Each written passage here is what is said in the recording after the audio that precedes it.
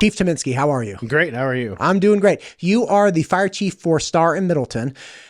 You're here talking about a levy, correct? Correct. There are a lot of problems around this in that you cover Star and Middleton. Star is one of the fastest growing, if not the fastest growing city in all of the United States, depending on which day you which month. They were in I think Mayor Chadwick had articulated that they were at like 11,000 people in 2020 or 2021, and now they're up to 21,000 or 22,000 people. Like, it grows every month. Yes. So we're all but doubling, right? Mm-hmm. Middleton is not growing quite as fast, but it is definitely growing. There are all kinds of considerations that go into this. People love the idea of growth in an area, paying for growth. So like, hey, jack up those impact fees, and yeah, like let's get mitigation fees. And the issue that a lot of the services that I've spoken with run into is, okay, look, that's just a one-time hit. Yeah. I get a little shot in the arm, with an infusion of cash. But even if I have enough money to build a firehouse, a brand new firehouse to service people, I still have to fill that with firemen and women. Correct. Right? That costs millions of dollars. And the portion of your budget that is a recurring increase, right, not just the one-time impact fees, is constrained by HB 389, which is essentially saying, hey, look, you can only increase your budget or based on property tax X amount of dollars, or excuse me, X percent per year. Yes. You guys have obviously exceeded the cost, and you're trying to figure out a way to reconcile this with the voters and explain to them your position. Exactly. Hit me with it. So Middleton and the Star Fire Districts, a lot of people think we're consolidated because of House Bill 389, and it was not something that was probably done on purpose, but we can't consolidate. There is no mechanism right now to do that. So we are two separate taxing districts with two separate boards and two separate budgets. We have a joint powers agreement to operate as one fire district, but we are separated by boards and budgets. You are correct. We are collecting impact fees. Developers and builders are paying impact fees in both districts, in all three counties, and all 5 cities that we're part of. So they are paying for it. It is a one shot in the arm, like you said, but it is impact fees can only be used for brick and mortar projects and fire station and fire apparatus. It's stuff that has a life expectancy of 10 years or more. So you're 100% correct. The people we can't use impact fee money for. And I honestly, in my personal opinion, I'd be scared to use it for people, because you know that there's somebody out there that would be using it for people, and at some point, development's going to slow down. Right. It's going to stop. It's going to do whatever it does. Nobody has that magic ball to see when it's going to happen, but it'll happen. And then what do you got to do? You got to lay everybody off because there's no more impact fees. Right. That boom and bust cycle is brutal. Yeah, it scares me. I don't want any part of it. So we one thing we can't do is we can't use it for people. So the levy that you brought up, we're asking for $2.25 million in each fire district. So Middleton Fire District and the Star Fire District. And that number didn't change from May. We had to pass it with a 66 2/3%. Both of them failed in the 40% range somewhere. And I get it. I don't want my property taxes raised. Nobody else wants their property taxes raising. And I hate the fact of having to raise people's property tax. But I'm trying to give them the service that they have today and continue the service that they have today. We've collected the impact fees. We're moving forward with a new fire station. It just started. We have a groundbreaking on Friday at 8:00 in the morning. So they've already started moving dirt and that kind of stuff on Floating Feather between Plummer and Pollard. And we're going to build it. But we currently have no way to staff it. And the reason for building it where we're building it is response times. So response times are important to us to make sure that we get to the call in an appropriate amount of time, especially life-threatening calls, heart attacks, strokes, car accidents, fires. The list goes on and on and on. But we want to make sure that we're there in 5 minutes or less. That's our goal. Every year, that number goes up a minute. So we have to properly put fire stations in different places so we can have a response time that's reasonable. If I may ask something, yeah. So you're you have the finances to build it. You guys are building it. You don't have the finances as of yet to actually staff it. Correct. What percent up are you going in staffing? Is it like, hey, we have 100 people and we're trying to get 10 more? Or is it more like, hey, we have about 40 people and we're trying to get 10 more? Well, between the two districts, we have 36 line people. And then we have myself as a fire chief. We have an ops chief. We have a fire marshal, a district administrator, an assistant district administrator, and a mechanic. I mean, that's what we have. And what would the if this passed, what would you guys be able to add for the new house? So what we would be able to add in Star would be the staffing for the fire station that we just started building. And then we have another building off of Harvey Road in Middleton that we have gutted, and we want to remodel into a fire station. We'd be able to staff that. We're just doing one at a time. We started in Stars because we collected impact fees before in Star. So the other thing about impact fees is you can't keep them forever. You have to spend them. So in 7 years, we have to have spent some of that money, first in, first out. So we're building the fire station. I've been asked by several people, why are you building a fire station? You can't put people in it. Well, I've collected the money from you folks. Building is not going to get less expensive, in my opinion. I've watched it through the years go up and up and up and up. It's not going to get cheaper to build. So let's build it today.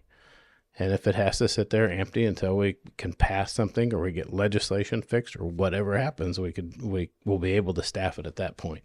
So we'll be able to add 18 more people on 9 on each side, 9 in Middleton and 9 in Star.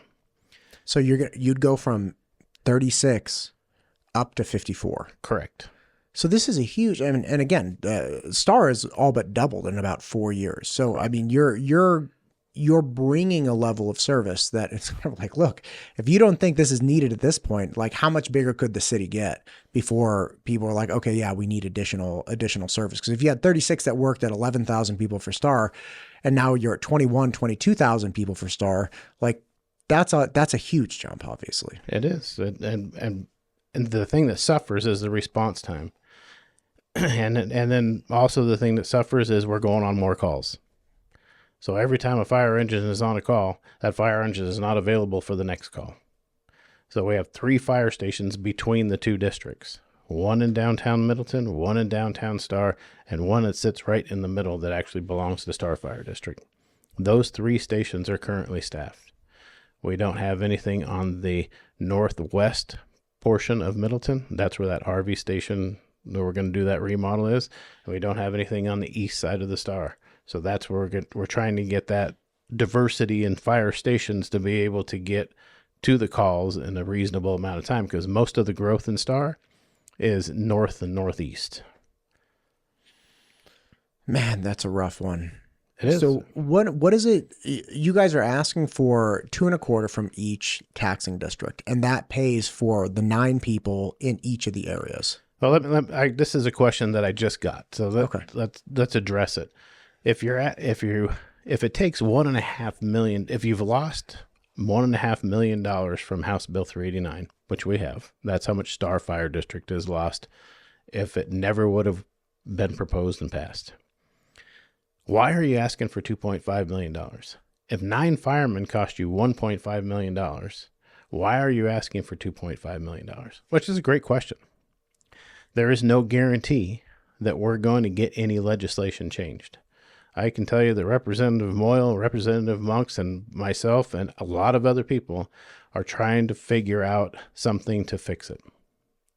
We don't have the answer of what that's going to be yet. We got a lot of ideas out in the air, but there's nothing definite. So if this is something that people weren't going to believe, because government doesn't do this, but if we were to pass this levy in November, it would be 2026 before we seen the money. So between now and 2026, if those representatives, the House representatives, the Senate, and all of us working on this for emergency services were able to fix something, wouldn't take it all. You don't have to take all of it. People say, you're the government, you're going to take it all. We are very fiscally responsible. We tried our hardest to not waste a penny of taxpayer dollars. Anybody that wants to come to the fire district and talk with us and we can show them what we've done. We bought an old building, remodeled it into a fire station. We're building a new fire station right now. A majority of the fire stations that were built in the last 5 years in this Treasure Valley have been $6.5 to $13 million. We're building the fire station for 3.2. Apparatus, 2019, I bought 2 brand new fire trucks, one for Middleton and one for Star. They cost me $602,000 a piece. If I ordered that same exact fire truck today, it's $1.1 million each. We took old fire trucks, sent them to Henderson, Nevada, where they have a place that refurbs them. Got that done for $420,000. So we can't afford to build a $13 million fire station. We can't afford a $1.1 million fire truck. So we're doing what we can to be fiscally responsible for our taxpayers' dollars. With that, if there was some legislation that was fixed that allowed us to grow with our communities, that's all I'm asking for. I don't want to exceed it and have a huge bank account and everything else that they could just spend money like crazy. If I can just grow with the community, then I wouldn't worry about taking the $2.25 million. But if this process of fixing this legislation takes 3 or 4 years, that $2.25 million is going to be eaten up. And my gut feeling is, the chance of me coming back to my taxpayers in 3 years or 2 years and saying, I need another $2.5 million, I think it's pretty slim that they would vote yes. This is a huge, I've talked to a lot of people about this. I had Chief Stowell in here from Canyon County Paramedics, and a number of other city folk, mayors or city council people.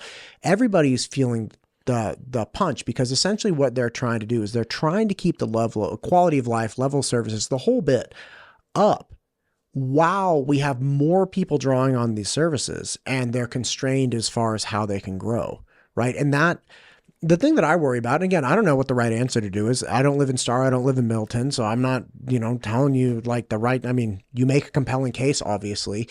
I just get really worried about collectively that there's a loss of quality of life here that, yeah. And I know some people would say, okay, great, let everybody move away. Well, shoot, man, I'm not moving away. Like, I'm not moving my kids, I'm not moving my wife and family again. Like, it's just not in the cards unless something astronomically insane happened. But, if we make the assumption that you're not going to have a mass exodus from this area as quickly as you had a mass swelling of the area, we have to kind of determine, we have to wrestle with the idea of okay, how much do we want to let things slide? How much do we want to be principled and, idealistic about, hey, I don't want to vote for higher taxes. That's fine. You don't have to vote for higher taxes. You absolutely do not.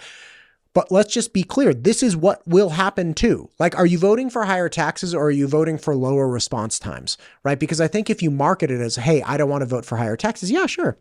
Nobody does. There's not a single person where I'd be like, oh, me. But when I've spoken with people that were skeptical and just explained it, I'm not trying to convince you. I'm just saying this is what will happen. They pause really quickly. They're like, oh, okay. I'm like, so your vote really isn't, hey, do you want more taxes? Your vote is, do you want a 10-minute ambulance drive or do you want a 5-minute ambulance drive? Just vote for the ambulance drive. Vote for the product of what the finances will bring you. Now, if you don't want to look at it that way, that's fine. But it is something you should at least consider and then determine what is important for you. If I'm a younger man and I don't care as much, yeah, look, I'll take a 10-minute ambulance drive. What are the odds that I'm going to get, pulled in by an ambulance? Which did happen to me actually when I was 37. I got a bout of vertigo, I guess Meniere's or something. It was horrendous. I lost all capacity balance. I was violently vomiting. It was 12:30 on a Tuesday. Out of nowhere, the crystal in my ear gets stuck and I lose my capacity to sit up. That was pretty terrible. I would have enjoyed a shorter ambulance ride. Let me tell you, that was not fun. But, again, if I'm a betting man, it's yeah, look, forget it. If I'm a single dude, I don't care. But I think that gets reductionist really fast, where it's like, okay, well, how many single dudes are there? And you're going to get old eventually. And if we get really far behind, and what's the quality of life that everybody else has to experience? Yeah, I mean, that's for the most part. I hope, and I think everybody hopes, and you hope that you never have to use emergency services. Right. But when you need them, you need them. And when you need them as quick as you can possibly get them. Our response times, like I said earlier, are going up a minute a year approximately, because of traffic and just the congestion in general. And it is what it is. We're not going to stop it. That when you had Mayor Chadwick on here, he said he does not have a tool to stop growth. He doesn't.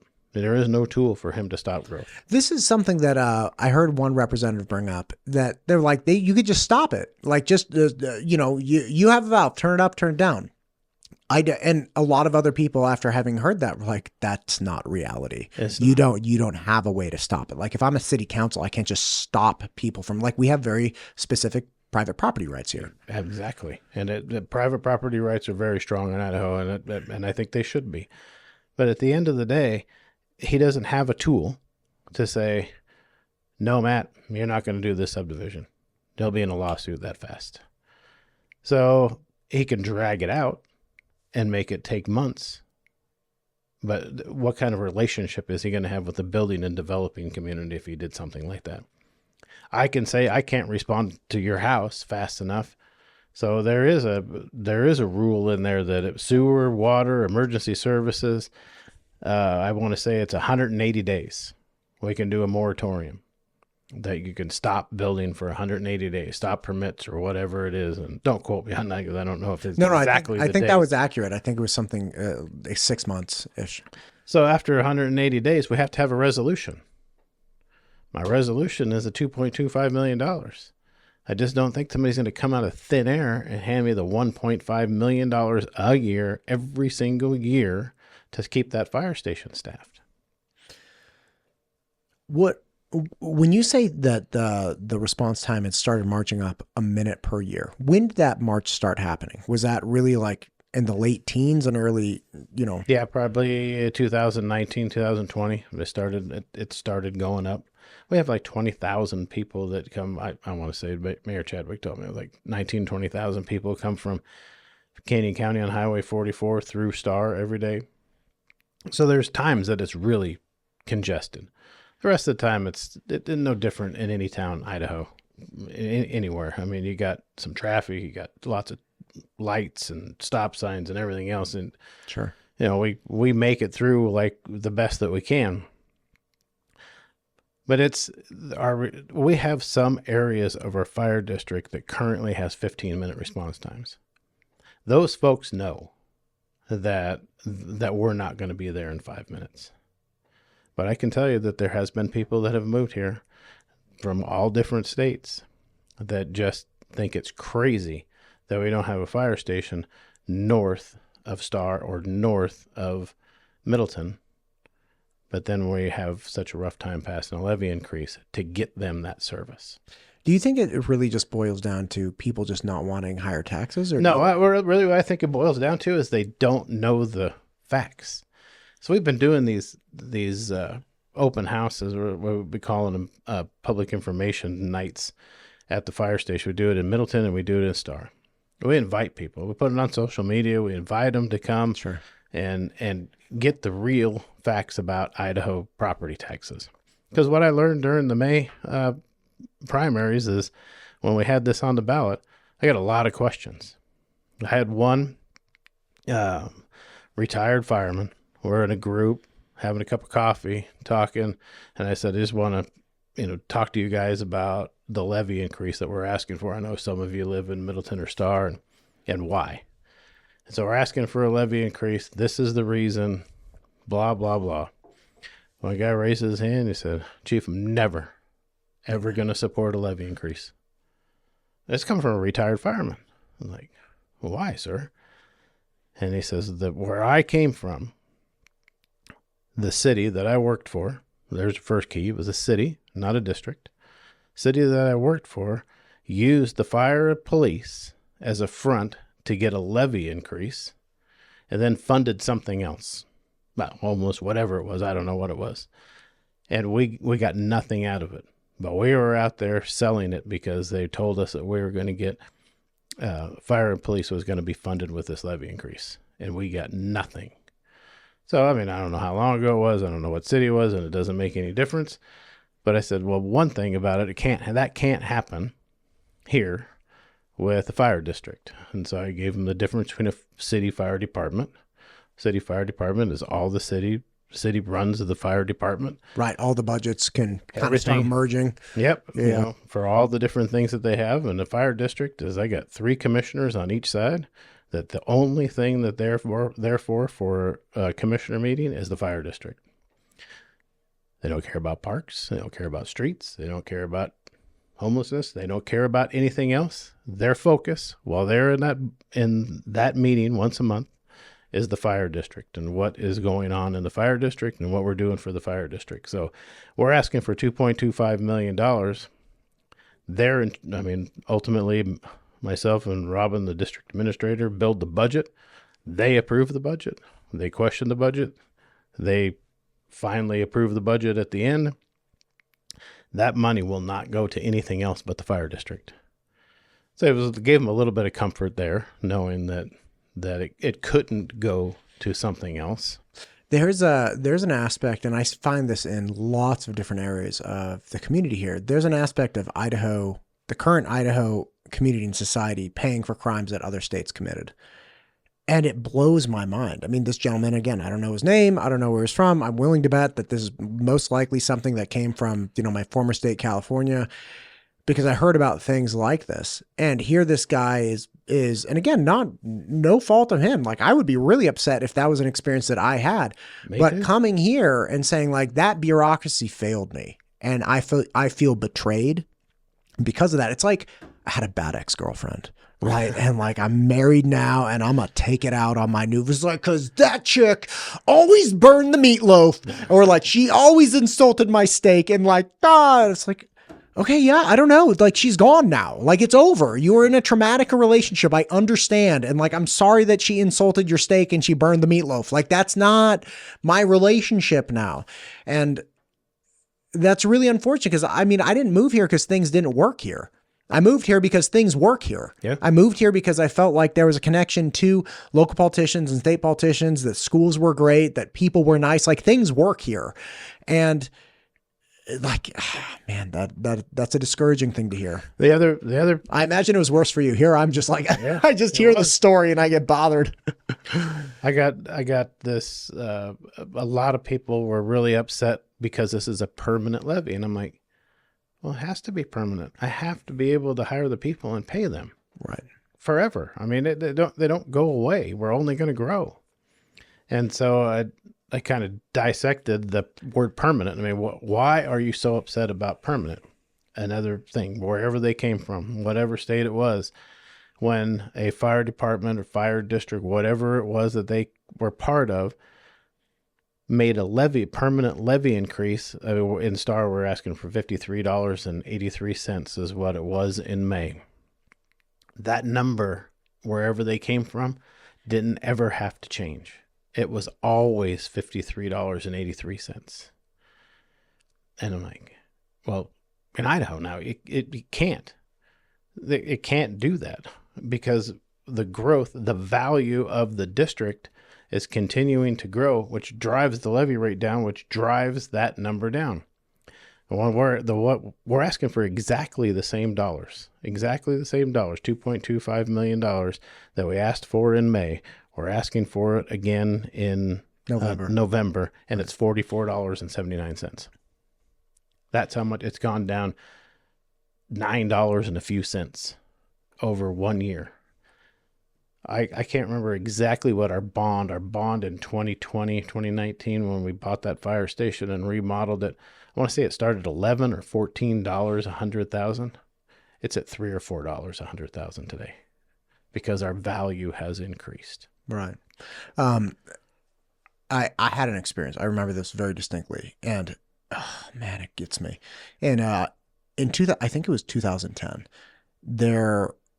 we had this mass budget crisis in my former state, big surprise, budget crisis.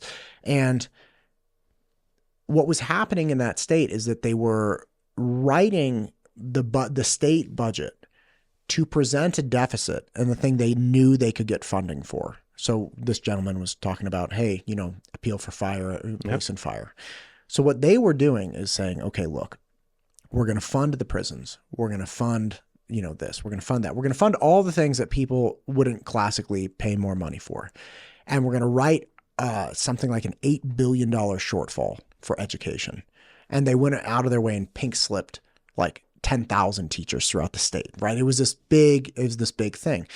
And initially, I was in education. I was in private education, so I was not part of the public school. But I was like, oh no, like this is really bad. And then I heard somebody explain to me like, no, we have an $8 billion shortfall, but they pegged the shortfall on the only thing they knew they could get your money for, which is education. And they explained how they had fully funded all of these other things that nobody would fully fund. And then like, what about the children, right? And that drove me nuts. The other thing that got me was that the person explaining it to me said, the other issue is that this money is only committed to education for 2 years. And then it goes into the general fund where they can use it wherever. And I was like, gosh, that's not good, right? And what happened? It passed. It went to education for 2 years, and then it disappeared into the black hole of the budget deficit.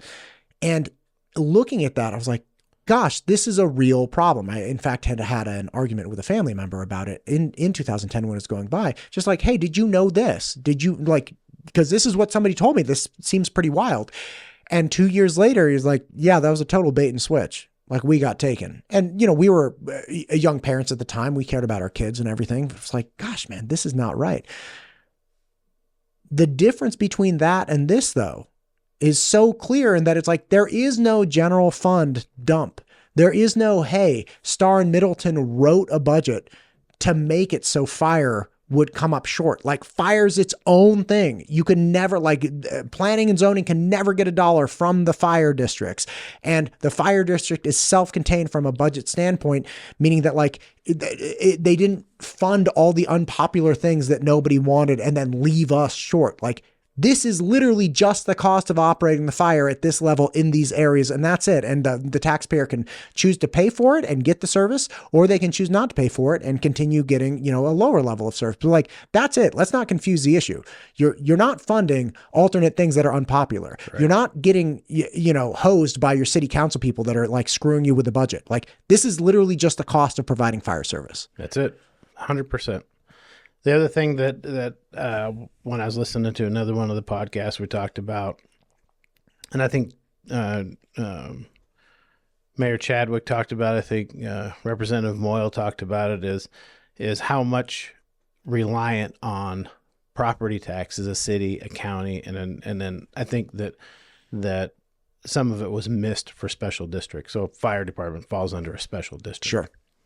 So you got cities, and I want you can't quote me on the numbers, but I think that Trevor or Mayor Chadwick says it's like 20% or something like that. It's not a very big portion of the budget.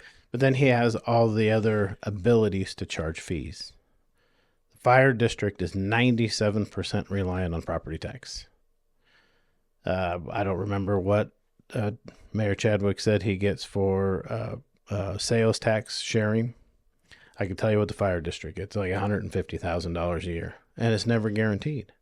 When I first came to the fire district 11 years ago, we got $20,000. But since then, the economy has gone, and we're growing, so there's a lot of people paying into sales tax, which gave us this $130,000 to $150,000 that we get. But I mean, you can't hire a person on that because it's not guaranteed. If sales tax decreases, that number is going to decrease. So I can't use that. So that's part of the 3% that's left. The other is the fees. But in state statute, it says how much I can charge for a plan review, for a development. It says how much I can charge for daycare inspections, beer and wine inspections, and all those things. I mean, they're $25 and $50.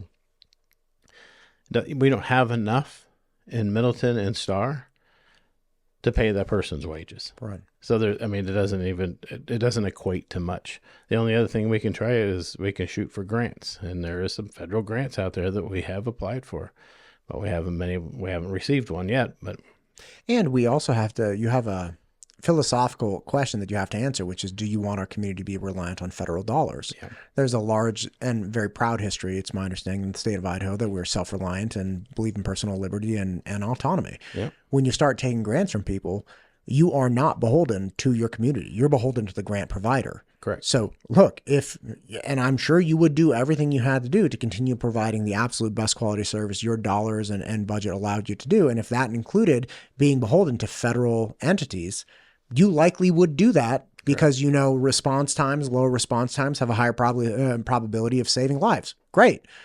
But do we want that for our community? Right? Like, do we want to underfund things to the point where we have to appeal to the federal government? And then obviously that comes always with strings attached. Correct. We got the one grant that we have applied for is called Safer's Grant, and that's to hire the people. So the federal government, us as taxpayers, are paying for this. It will fund 100% of those 9 folks for 3 years. But listen, this is the first time I've ever heard about this grant. I'm going to take a wild stab in the dark and say that they don't just cut you the check, hand it to you and say, hey, pick the best people you find. I'm willing to bet that if the federal government cuts you a check for a couple $1 million to hire first responders, firemen, there would be something like, how many minorities are you hiring over there, Chief? Or like, how many women are you hiring over there? Or like, what even? Look, you don't even have to confirm or deny. I'm so suspicious of any federal salary-based grants that then get their little fingers in your community. It's like, make sure you do this. Problem is that we can't, after 3 years, we can't fund it. Right. So it's a temporary problem that would most likely design to some degree the people you're hiring, and then it just terminates after 36 months anyway. Exactly. God. I mean, I can't. Our budget, man. STAR's budget, increased this year with the 8% cap due to House Bill 389 that we talked about earlier, by $300,000. $300,000 it would take